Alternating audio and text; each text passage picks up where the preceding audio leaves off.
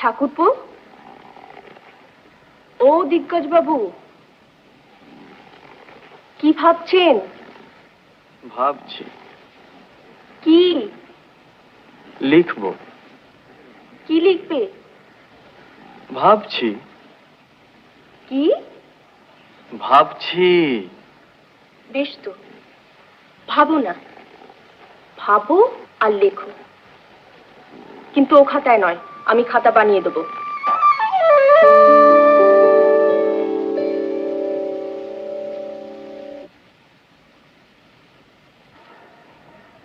এই দুয়ার আর এই কলম।